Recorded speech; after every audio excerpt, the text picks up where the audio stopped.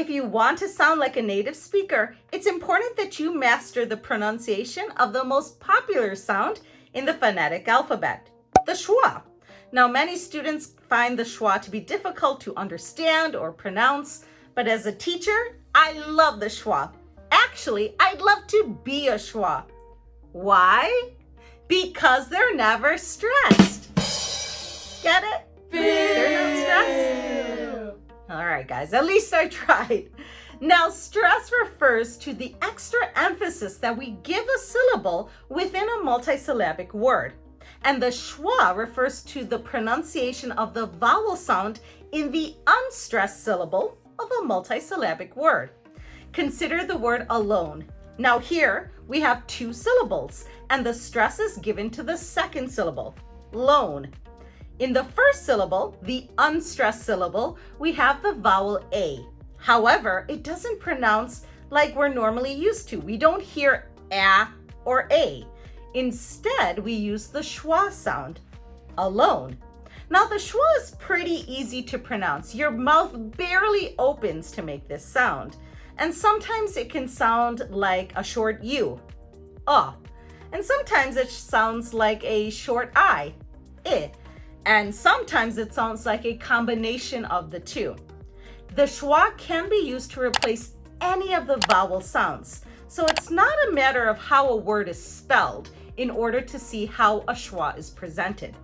Let's take a look at the chart here, and we can see how different letters are expressed by the schwa in different words.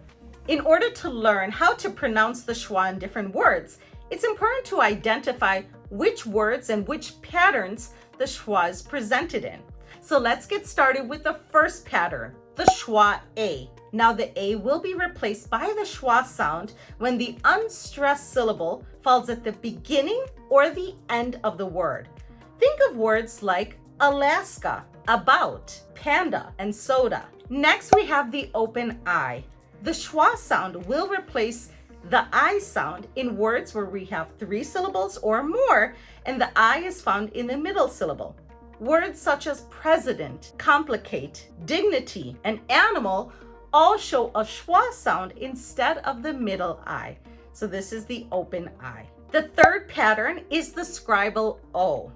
Now, a long time ago, before the printing press, all these important documents and texts had to be handwritten, and they were done by people called scribes.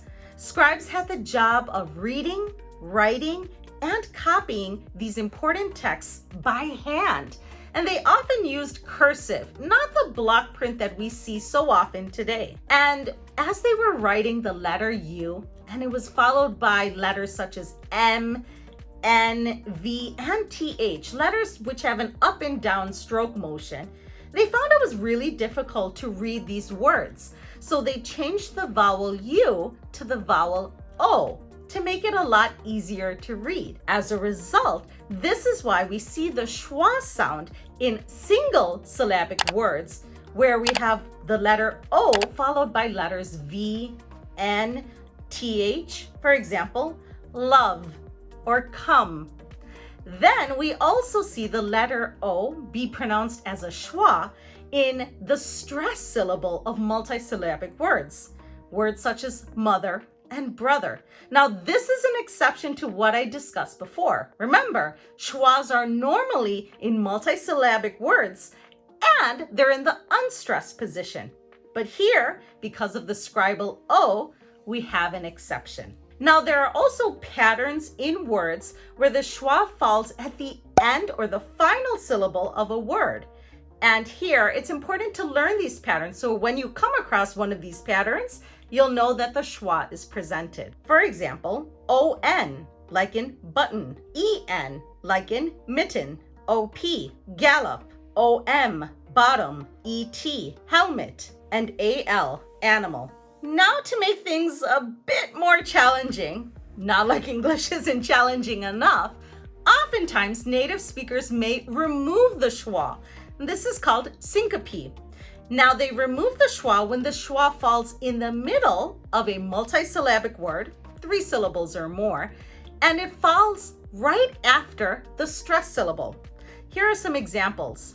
Instead of separate, a lot of people will say separate. Instead of camera, many people will say camera. Here are some more examples.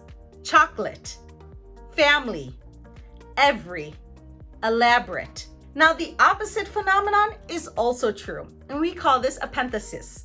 That's when we add an extra schwa sound, an extra unstressed syllable to an existing word. Native speakers often do this because there are clusters of phonemes that might be difficult to pronounce right after one another. For example, we have jewelry. This is a two-syllable word, but native speakers may pronounce this as jewelry because it may be difficult to pronounce the L and R cluster. So jewelry becomes jewelry. Here's another example. Athlete. Again, a two-syllable word. However, the H and the L cluster can be difficult, and so many native speakers and sportscasters will pronounce this as athlete, adding an extra the extra schwa sound right in the middle. Then we have, for our real estate agents, realtor. Realtor is a two-syllable word, but more commonly heard as realtor, adding that extra schwa sound right in the middle. Now, the addition or removal of the schwa sound can be different for different varieties of English. For example, British English speakers may often say interesting, 3 syllables, and American English speakers will say interesting, 4 syllables. Actually, most Americans will remove the T sound because it follows the N sound, and they'll pronounce it as interesting. Want to learn more about that? Click the screen now.